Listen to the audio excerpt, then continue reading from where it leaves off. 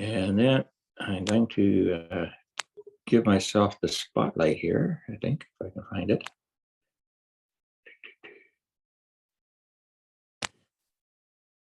There we go. Okay. All right, so I'm going to do Grizzly King. And I'm going to show you the, I will tie the dry fly first because I find it a little easier quicker to put that to. And I've already prepared the body for the wet fly. So I'm just going to show you the wing and stuff for the wet fly. So this is a Grizzly King. It's got the dry fly has basically a hackle tail, a floss body with a gold rib, a wing made out of mallard flank, and then a grizzly hackle. And we were talking about where these came from. I first got introduced to the Grizzly King when I was 60, something like 60 years ago. Our family used to vacation in the Okanagan, and we stayed at a resort at Winfield. And the guy that ran the resort was an avid outdoorsman. He was a Polish guy who had flown for the Polish Free Air Force during the war and had managed to survive. But he was a huge outdoorsman, and he made sure that every kid that came to the resort went fishing with him. And so he would take us up on some of the backcountry lakes that are above the town of Winfield and back into the mountains there. We used to go up to a lake called Beaver Lake, and we'd fish the evening rise using Grizzly Kings. So that's, for me, that's the origin of that fly, or my history with that fly. So I'm going to do the dry first, and this is a number 10 dry fly hook with a long shank. It's a Hanak, but you could use any good dry fly hook. Thread is 8/0 black, and I'll start the thread right behind the eye, and I'm going to tie in the wing first. And Florin had a little bit of discussion before this as to why I do it this way, and he does it different. I find it's a little easier to manage the body afterwards if I tie the wing in first. So I go halfway down with the thread, and then I bring it up to about the 1/3 point, maybe a little bit ahead of that. Leave the thread there. Now the wing is mallard flank, and all I'm going to do with this is I've selected, I've already been picking away at this. I've taken all the fluff off the bottom, and I've got a fair number of fibers on one side. I'll get all the tips lined up and just pull them off the stem. When I get them off the stem, I'll do a little roll of these things to mix them up so that they all come out in one chunk and have a little bit of density to them. I like my wings to be at least shank length and probably the entire hook length long. For these kind of dry flies, I like having a taller wing. I think it makes them land on the water better. So I'll measure that, and I'll put that right down over where the thread is.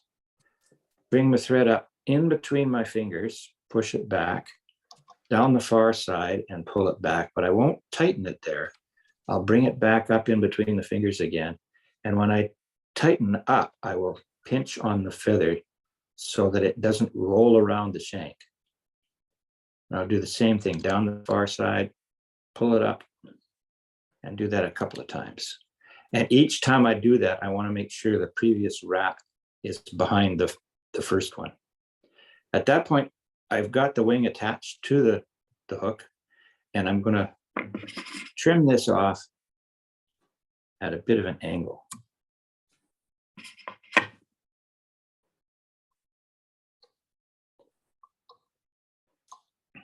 So that's where my wing is now tied down onto the top of the hook. And you can see that it's now, I've left a little bit of space here. That's where most of the hackle is going to go. And I've left enough space that I'm not going to crowd the eye. And I'll wrap a few wraps in front of this thing to make that wing stand up. So now it's sitting vertical. Bring my thread all the way back to the bend of the hook. And let it hang. I'll find myself a dyed red saddle hackle. And I'll do the same thing with this as I did with the mallard flank. I'll put all the tips together, grab the tips, and then just pull the stem off. And then I end up with a bunch of red hackle. And I want the hackle to be shank length. I want it to stick out a fair ways behind. That helps balance the fly, and it'll sit flatter on the water when it lands. Do a little pinch wrap there. And just to do a couple of wraps, then I'm going to lift up the tail and do a wrap underneath. I'd like that tail to stick up a bit rather than hanging down. Once again, I'll get in here and I'm going to trim these butt ends so that the butt matches up with where the end of the wing fibers end up on the shank. The reason for doing that helps smooth out the body so you don't end up with a big bump in the middle. Bring my thread back to roughly the middle. It's still a little skinnier. And this is where I'm going to put in my rib. Now, the original pattern, which I've tied the wet fly body with, is this stuff, which is I've had around for decades. It's a metallic tinsel, very thin, but it's not thin enough, I think, to make this fly look good. So I'm going to use this micro tinsel. It's a gold color, and it has it's round. It's like an oval. I think it gives a little bit better flash than the flat. Not quite as bright, but it's because it's oval. It gives reflections from different angles. So I'll take the tip of that, and I'll start about halfway down the shank again, where that bulky little wing body ended, and I'll tie it in there. Keep having to.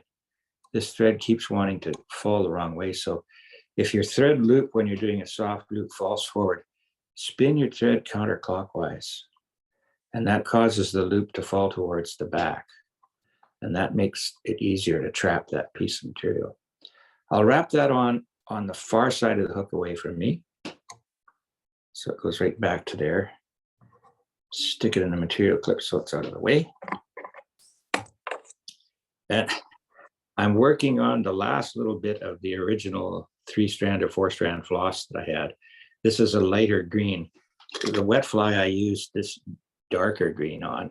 I like the lighter green for the dry. And I'm going to take, and I just have very little of it left, so I'm being very particular about how much I use.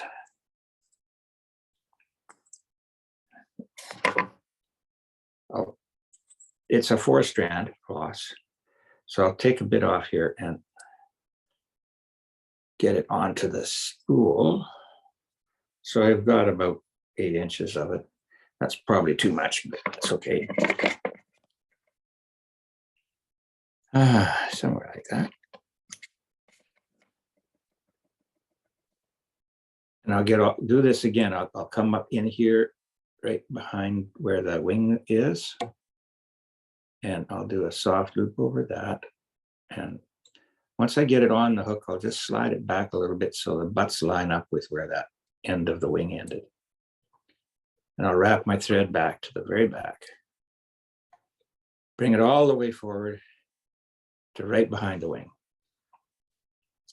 Now, the trick with any of these flosses is as you go around the body, you'll see it has a tendency to spread out. So you can spread it out more by doing counterclockwise spin on the thread as you twist it. You can spread it out if you do it a counterclockwise one, and if you do a clockwise one, it tightens up. So you can play with this to have the material either spread out a lot or spread out a little. And I like it spread out a bit because it helps it lay flat. And when I get to the back, I'm going to do that again, and I'll wrap this forward. And if I do it right, I can get rid of any bumps in that body. I can taper the body. So now I got that right behind the wing. Now cut that off. And right down on top. Trim it clear. My wings have gone forward, but I'll fix that up later. And then the tinsel, I will do usually 4 wraps. 1, 2, 3, 4. And again, right behind the wing. Oh, I see. And then I'm done that. Well, I would do probably. And once again, I'll wrap a few wraps in front of the wing to get it to stand up. Yeah, it's pretty reliable. Okay, now hackle. I'm going to put a standard dry fly hackle. This is off of my neck.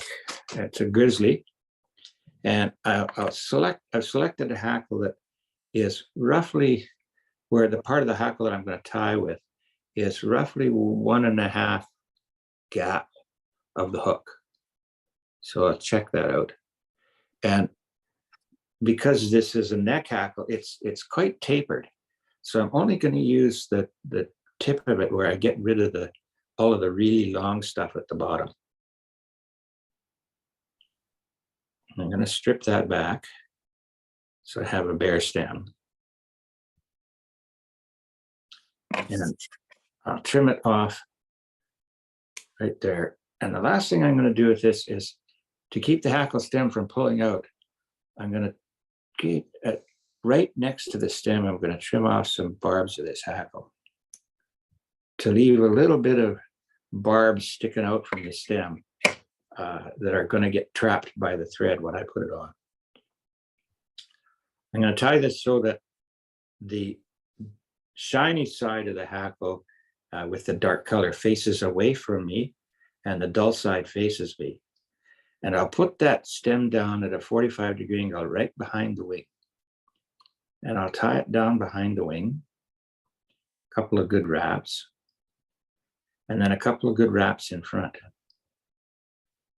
I got a little bit of leftover hackle stem there. I'll use my thumbnail to bend it up out of the way. Come on, there we go. And I'll wrap in front of that. And what that does is that locks that hackle in there so it's not going to pull out. I've learned over the years that if you don't do that, your hackle will be pulled out when you grab on it to try and get it to go around. Just need to get that stem out. Having trouble getting my fingers to work today. Okay, there we go. No, I didn't get it. Did not get it. There we are. There, gotcha. Okay, hackle pliers. I have these griffins that I really like for doing these kind of hackles, and the standard griffin doesn't come with any grips on the end. It just comes flat. So I get a little piece of heat shrink tubing and put it on the end of there and shrink it down. And I will grab that hackle by the tip with these things, and that allows the hackle to be held fairly secure. Now, before I start wrapping, I'll take the stem, get my finger behind, and I will push it forward to kink it a little bit, right where it joins the body of that. And what that does is that starts the hackle with all the fibers facing curve of the fibers facing forward. And it allows me to wrap it nice and tight in behind that wing. Then I'll pull the wing back and I'll wrap in front. And as I wrap, I'll do a few wraps, wiggles as I wrap, I'll wiggle a bit so that it doesn't trap the fibers I've already tied on there. Wiggle it a bit. And then when I get up to where the eye is, one the last wrap here, I don't mind having a fairly heavily hackled fly. And I'll put the thread through over top of the stem.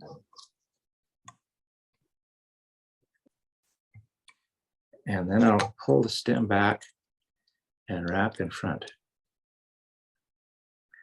And then I can hold this up on top, slide my scissors down the stem of the hackle, and then just give it a little snip. And out it comes. I lick my fingers and make a little pinch like this and slide back over the eye of the hook. And what that does is that pulls the hackle out of the way so I can make a head. You used to be able to buy a little thing you'd slip over there called a hackle guard that would pull those fibers back, but I find the fingers work just fine. Get my whip finisher and whip finish just like that. Yeah, I will do a second whip finish. Oh, and one of the things I found with these whip finishers is after you've wrapped right behind the eye of the hook, when you push forward to release the hook, you want to bring that little hook part in front of the eye of the hook so that it doesn't trap hackle fibers when you pull it into the shank. Then I get in here with my scissors and I'll just use the edge of my scissor to cut the thread. And there you go. There is a dry fly version of a Grizzly King. Wing's a little tall, but I like it tall because I think it lands better, just like I do with my parachutes. So there's your dry fly version. Now the wet fly one, I've already done the body. This is with the spiral tinsel, and this one is with the flat. You see they have quite a bit different look. I'm going to do it with the spiral version because I think it looks a little neater. So the tail on this guy, I pre-tied this just to speed things up a little bit.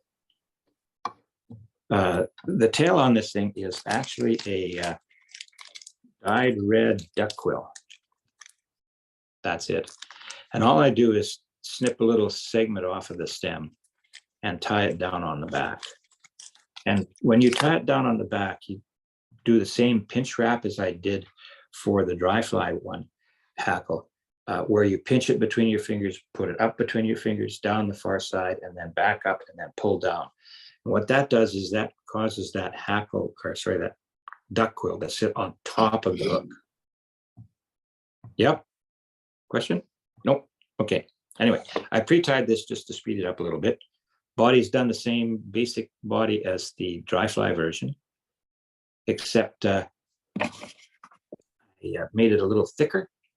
So it's got a little extra pass of floss. And this is the floss I've used for that. It's a Vivas green. And I'd like to find one of these Vivas green that's about the same color as this guy. I like the shinier green for these flies. So for this, the wet fly wing is going to go on last. And so before I do that, I need to have a beard for this thing. And you could try pulling a beard off of the side of one of these grizzly hackles. Just pull a bunch over, turn the fly over, and tie them in. But I think if you get long enough fibers to manage, you lose some of the modeling of the grizzly. So I'm using basically a dry fly hackle. It's a little longer than normal you would do for a dry fly. And I'll strip that.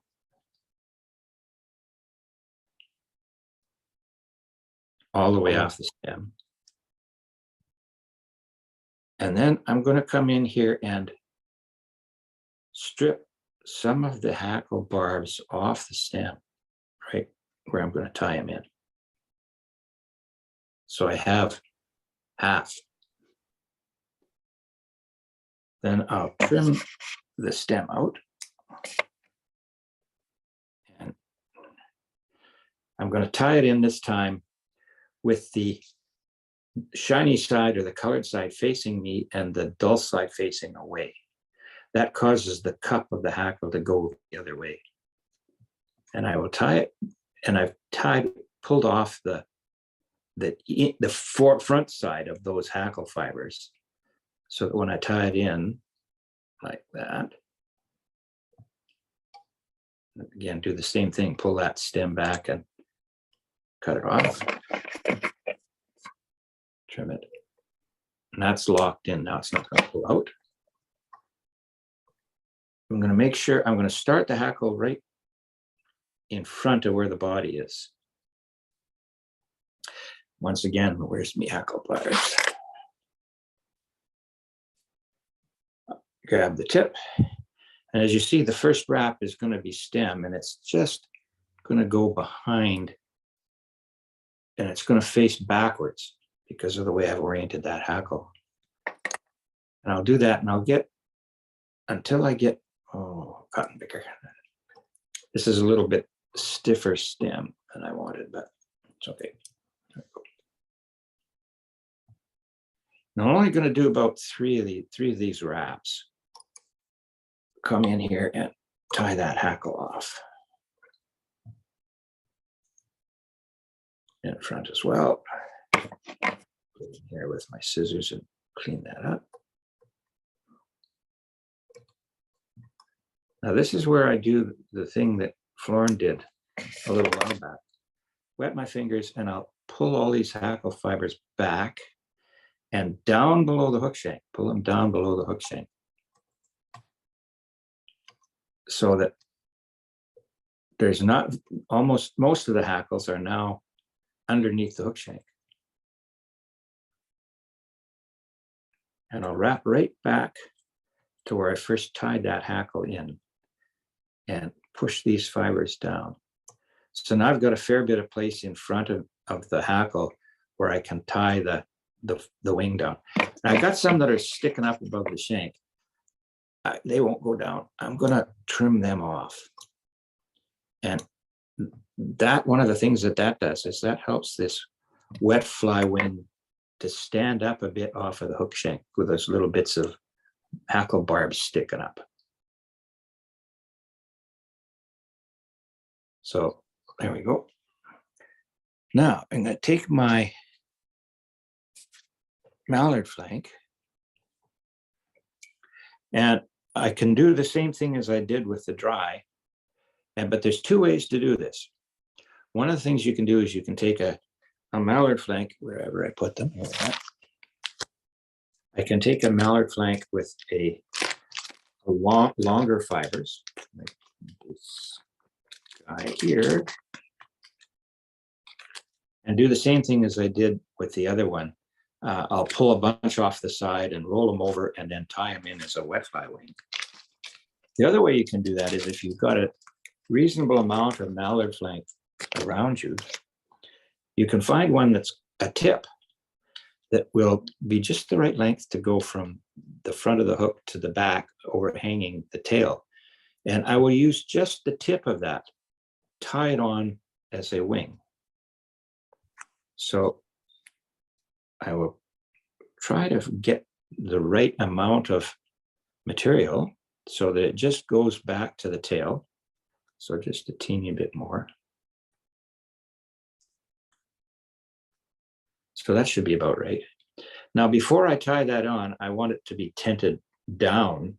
But before I tie it on, I'm going to use my thumb and my forefinger nail, and I'll run it down the stem very gently to take some of that curve out.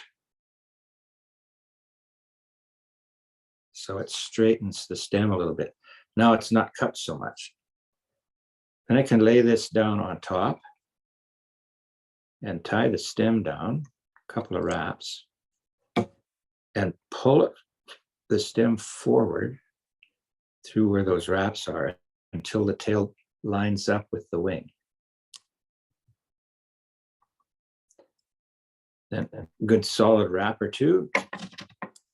Trim it off. And wrap the butt ends down, right down to the eye of the hook. And I'll make a little bigger head on this thing than I would for a dry fly.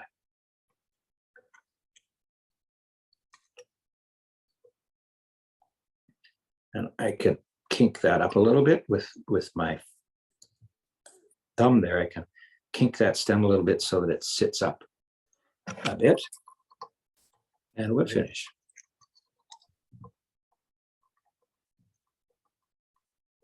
And I'll do two just to make sure.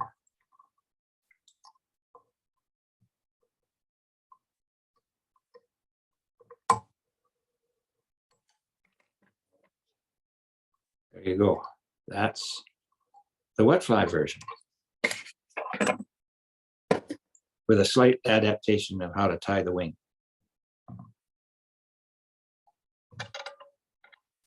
So there you go. I'll remove the highlight here. Oop, that one. There we go. Okay. Always learning something new, Dave. Thank you. Yeah. So that's a few modifications from what the original pattern in, but I find them easier to tie this way. You just have to have a package of mallard flank that you can find these bits of tips that are even on both sides of the stem and don't have too much curve to them. But it makes a really interesting looking wing, and it will stay in that position because it's supported by some of the hackle fibers. There you go. So Florin, you're on. Thank you. Very nice, Dave. Thank you. Thank you, Dave. Yeah. And it still works as a good pattern. It's a good dry fly pattern and a wet fly pattern. I don't know what it represents. I suppose a simplification there would be to just use a bunch of fibers and do a rolled wing. Yes, yes. So that's and I've done that on. That would be This one has a rolled wing, so I pulled the fibers off and oops, not that one. Yeah, this one. Yeah, this one has these are not rolled wings. That one is.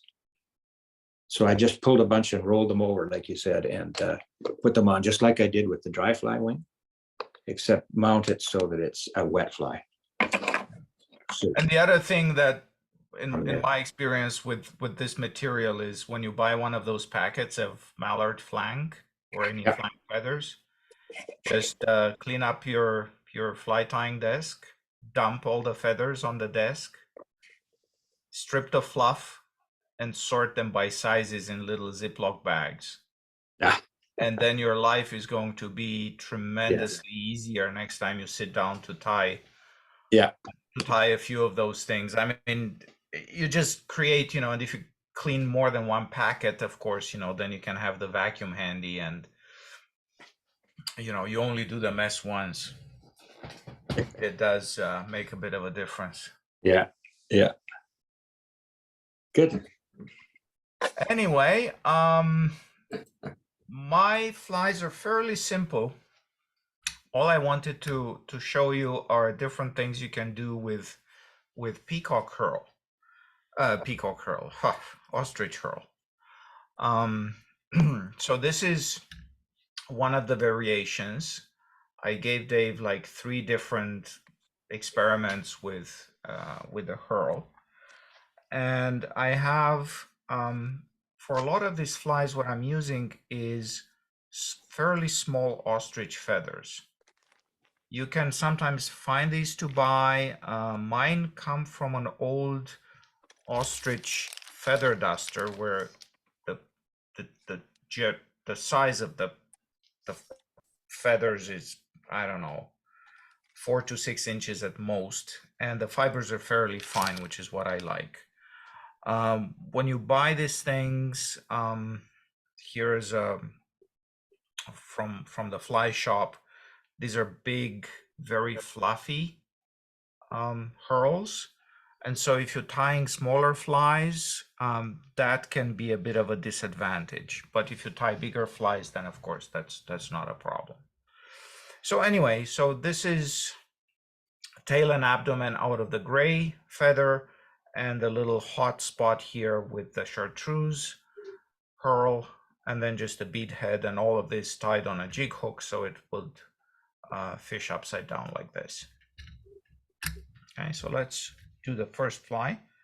I'm going to do, I think I have time to maybe do 2 of those patterns. So here I have a jig hook. This one's a size 10. And this particular model, I think, is a Togan. There you go.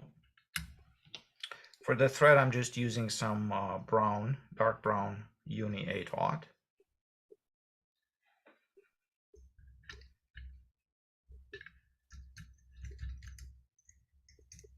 And I take my thread back to, and this is funny because this is a barbless hook, but it's always useful to think of where the barb might have been, because that's the point where the back of the hook begins to curve down and you want to attach your tail in.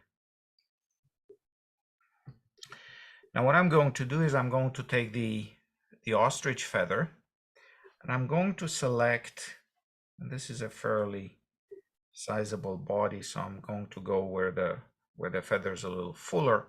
I'm going to select 3 hurls and just cut them off here at the base,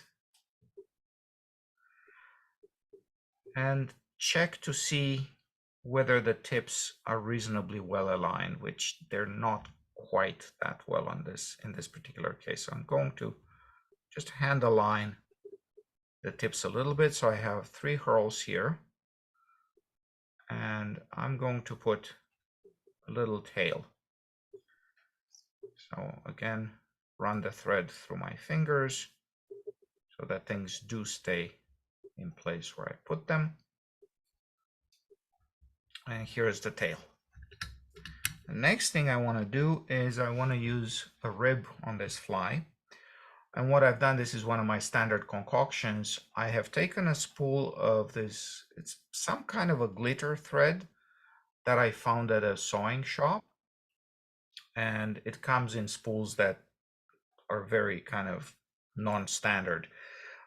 So what I did is I took an old thread spool. This came from what is this? It's a uni thread.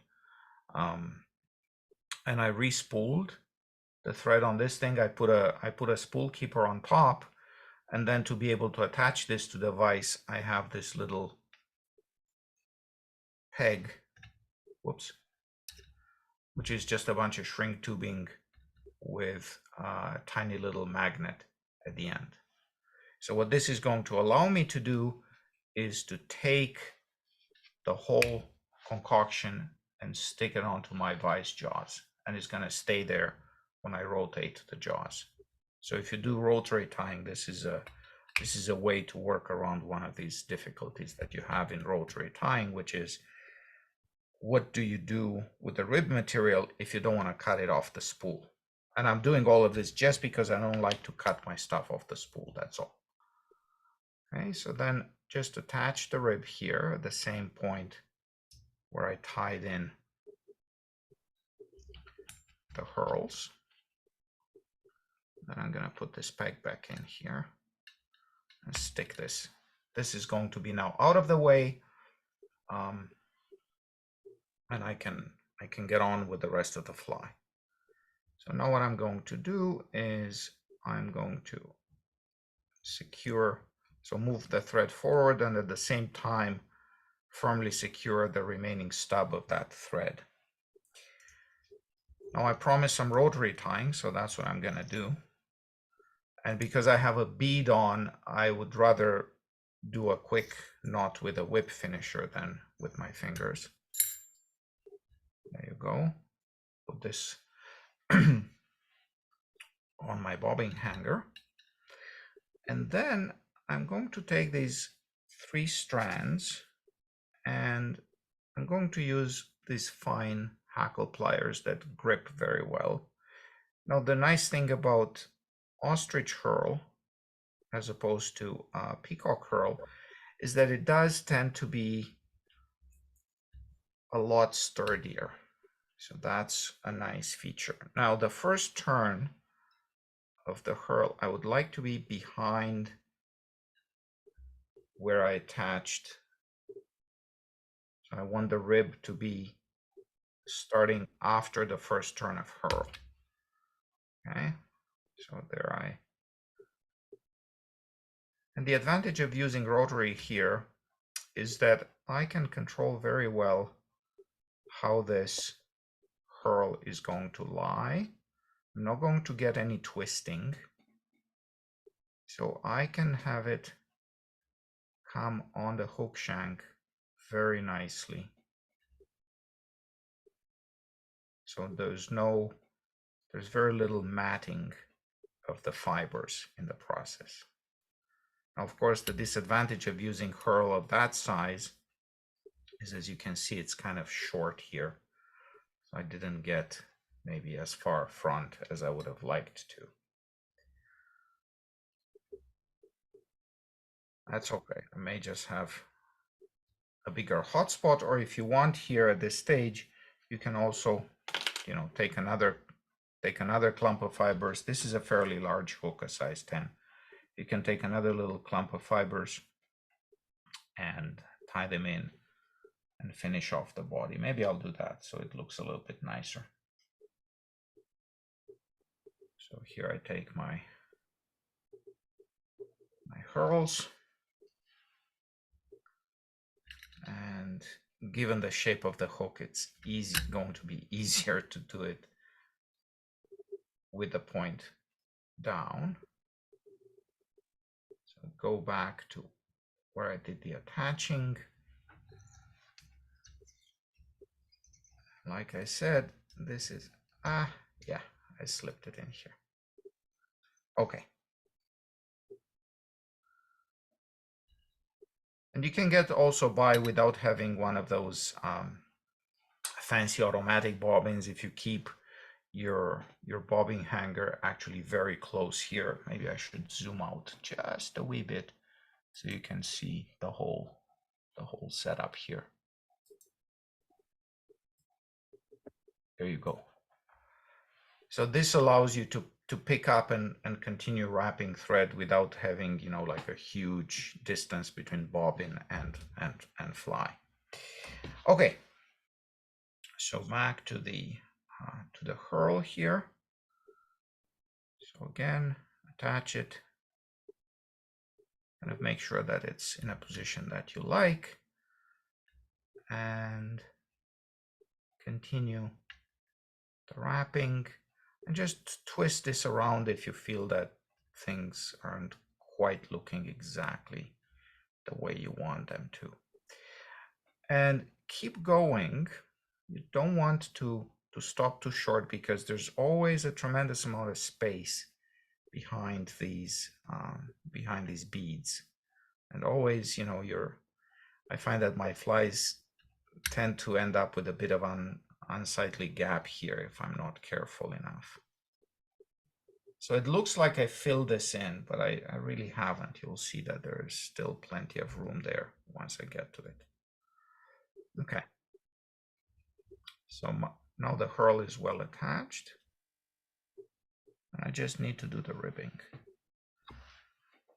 And again, it does turn out to be a little bit easier to put the ribbing using the rotary vise rather than doing it manually. Again, for neatness purposes, you have so much more control. So that's all. Now, I'm not going to counter rib. I'm just going to go the same way as the material went in and do a bit of wiggling of my rib so that I don't end up matting the fibers down on the herl. And then go all the way here to the front. You can see. I'm almost done.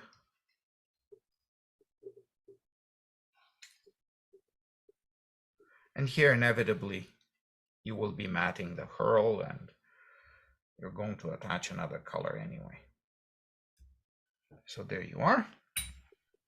And now for the finishing touch, what I would like to do is put in a drop of color. And the drop of color here is going to be something very bright. So I'm going to take this. This is a little challenging because you want this herl to also lie nicely and flared.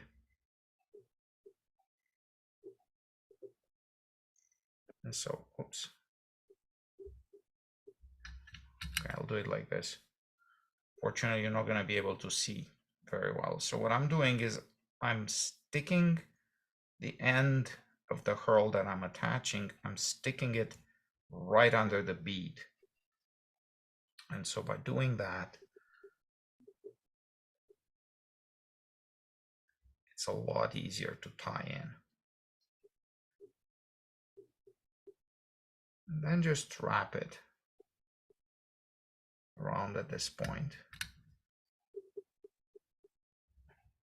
And this is getting, again, these are fairly short bits I'm working with. So hackle pliers always help with that.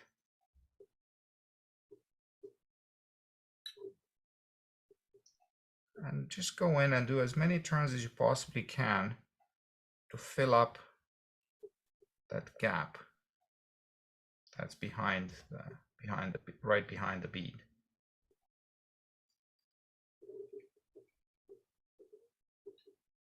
So here, 2 turns of thread to attach it, and then move the thread in front of the herl and just trim it. And at this point, all I'm going to do is a couple of whip finishes. And I'm going to stay as close as I can against the bead so that I don't mat down this little collar that I just built.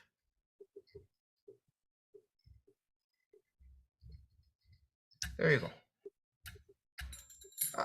Okay, my thread broke, but luckily for me, it just broke at the right time.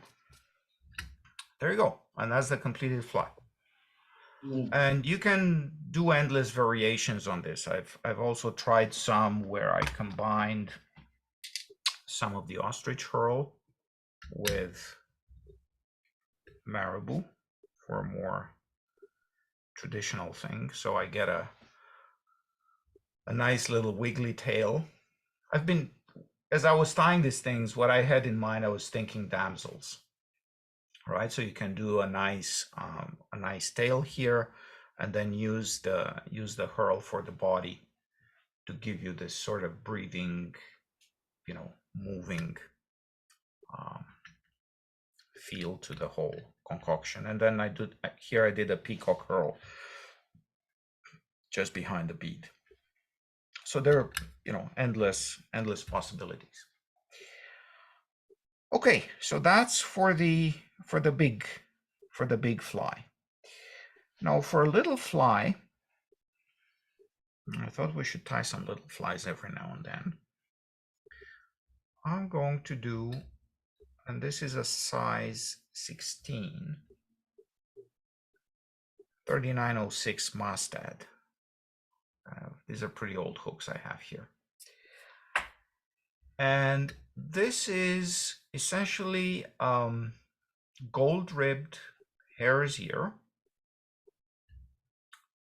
a gold bead, gold-ribbed hare's ear, but with ostrich for the back end. And the hare's ear only comes up here as dubbing at the thorax. Okay, so let's see how this one goes.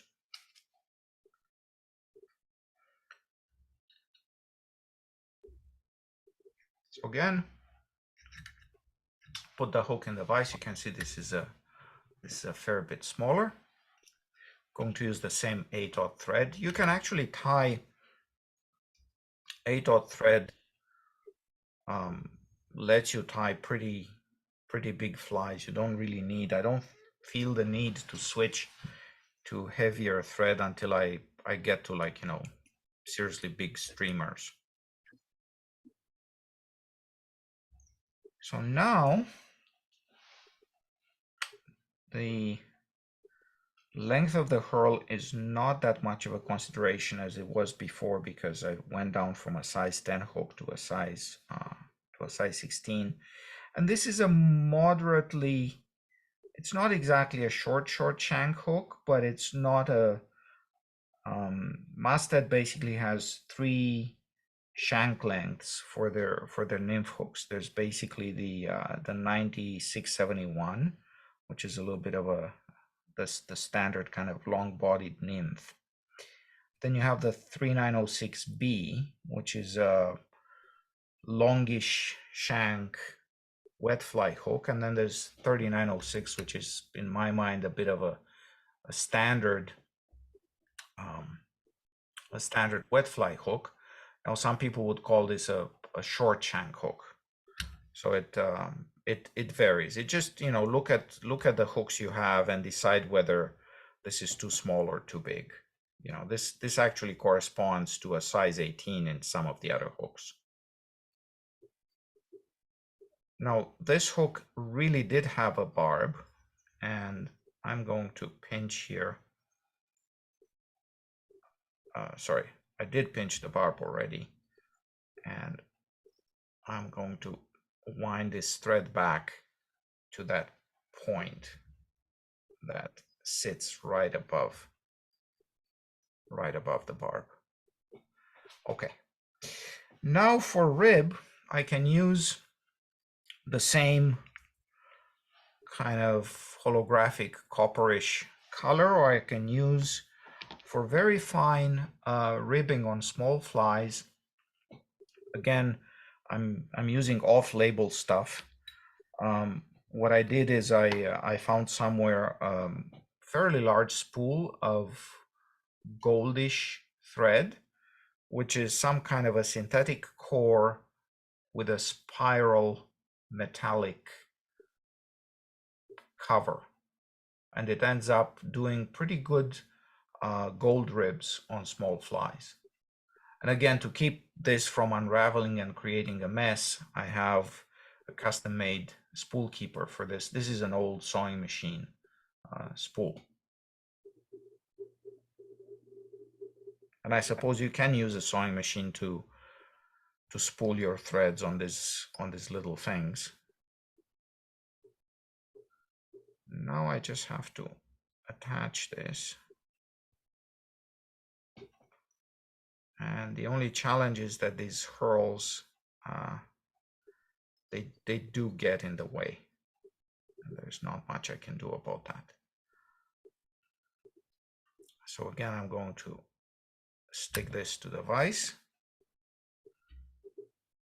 I'm going to move my thread forward, and here it's okay. I can wrap over the hurls to bring things back.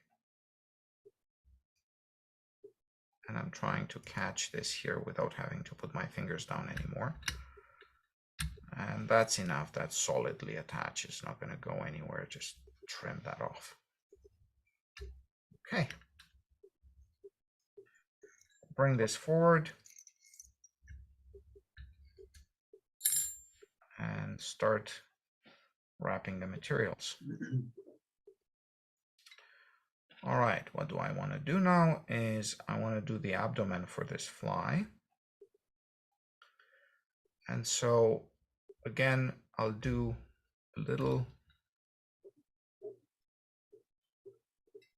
turn here. Just make sure that I get a full turn, not just a half turn. And the weight of these pliers is actually enough to keep things nice. Okay, now I can start it in rotary mode.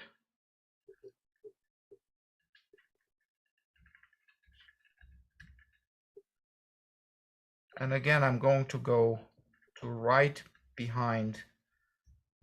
Okay, I slipped one. It's okay. Just what I'm gonna do is attach the two that are already there. I'm going to trim them off. That can always be salvaged here. No problem. And then I'm going to take the remaining strand. I was too positive on these pliers. They normally don't slip, but if you try 3 separate strands of material, well, you are sometimes asking for trouble, and trouble does come. Okay, so there you go.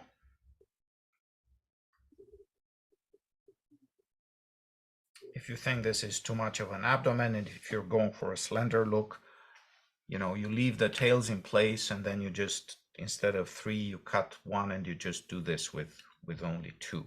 You know, that also works. Okay. So now I just have to do a few turns of ribbing. Again, do a bit of wiggly. Okay, it goes in. And my hurl is still sticking up nicely. Okay, so here we are. Ribbing is done.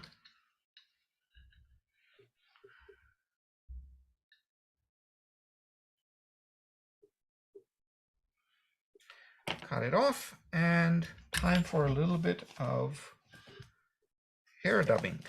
So here I have, this is, again, it took a little bit of preparation. I took a hair mask and I stripped the hair by colors a little bit. So this is more of the center mask hair, which is darker, because I want a little bit of contrast here. So take a little bit of dubbing, and I mean a little bit, and just put it on the thread.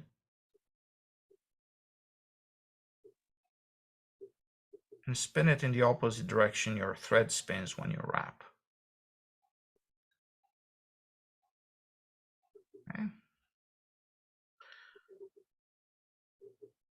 And here you don't want this dubbing to be too tight. You want some looseness to it. And you want this space to be well filled. If you're not happy, you know, just go back. If this looks like there's not enough dubbing, you can always add a little bit more. You know, it's not a problem.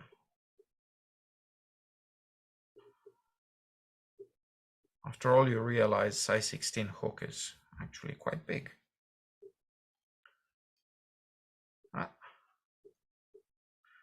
So if the dubbing doesn't sit well, you just unravel a couple of wraps and then go back and twist it again. And then it's all nice. Okay. So here we are. Just push any other fibers a little bit out of the way here. And leave room for the whip finish. And the whip finish goes right up against the bead. And again, even hidden behind a bead, I like to do a couple of whip finishes for 2 reasons. One, of course, is 2 knots are going to fail less frequently than 1. And the second is you want the bead to be really tight up against the eye of the hook. And because otherwise, if you have a wiggly bead here, that wiggly bead is going to rub up against your whip finish. And sooner or later, that whip finish is going to fail. I mean, you may lose the fly before that happens, but better safe than sorry. And when you tie on camera, the other thing that you want is tweezers to pluck out any hairs or things that are in the wrong place, because you can see all these things. I wouldn't see them otherwise. I would say, oh, this is a perfectly beautiful fly, but like this, I can look at it and it's like, ooh, I gotta do better next time. So there you are. You know, you can You can take a little bit of Velcro on a stick and rough up the thorax a little bit more, but that's gonna just naturally happen as you fish the thing, right? So this is just a basic idea of a gold-ribbed hares here, but you're just using slightly different materials. Florin, what would you fish for and how would you fish it? I would fish this as a regular fly under an indicator on a stream. You know, I would also fish this in a lake like any other nymph on a relatively slow sinking intermediate line. That would be my the way I would fish something like this. And the other fly that I did earlier, if you're thinking of doing damsels and stuff and fish intermediate lines, you probably, you know, like this guy here, you may want to do away with the bead because that might put in a little too much weight and the fly would sink to the bottom. Now, this is what I was thinking when I was doing a jig hook here, because if you retrieve this thing slowly, it's likely to sink fairly low, close to the bottom. And if this fish is hopefully hook point upside down, as I'm hoping it will, then you can get away with a slower presentation. So that's You've got us. those are all my going- ideas on this. I'm sorry. I was just gonna say, you've got us all rushing out now to get some small magnets. Where'd you get them from? Lee Valley sells them by the, you know, whatever. You can, you know, they give you a little discount if you buy a dozen or so. And the fact of the matter is that you're gonna like these things. I have several of them. And it basically allows you, you know, most vices have stainless steel everywhere except for the jaws, which is usually some kind of good quality tool steel. And that's going to allow magnets to stick. The other thing you can do with one of those sticks, which I don't know if I demonstrated last time, is the following. So you have the stick on your jaws and you want to hang a bobbin with some material somewhere.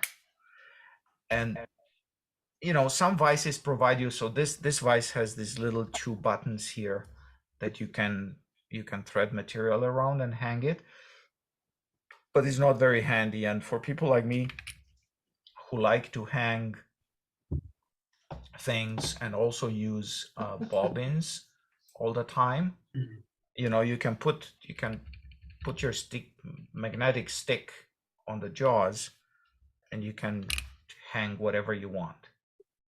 And it's quick and easy, and you're not, the risk of breaking material this way is 0.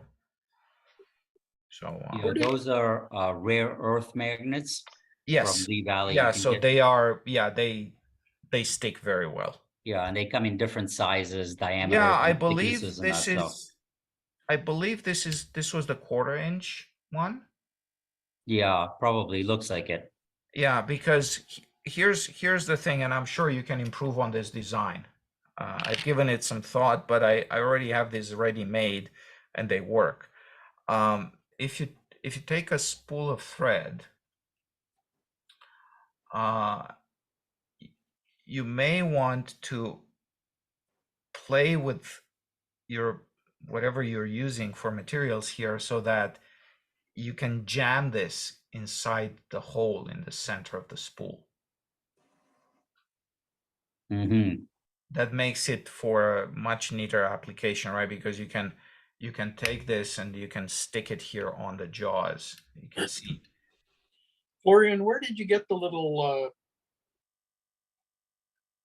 thing that holds the, like, that the wire goes through? That's the elastic. Where did you get that? Oh, I make those. Oh, And it's Yeah, probably Mikey. time for another. I think there are enough members that haven't seen the older presentation. I think I did once a session on how to do these things. Yeah, I think it should be on YouTube. Might, It may or may I not. have be no idea difficult. how far back you have to go for those. Yeah. well, it's within the last 2 years. Yeah, and I also posted to chat, there was a little document. Dave, did you turn off the recording? Yep, can do just a sec here.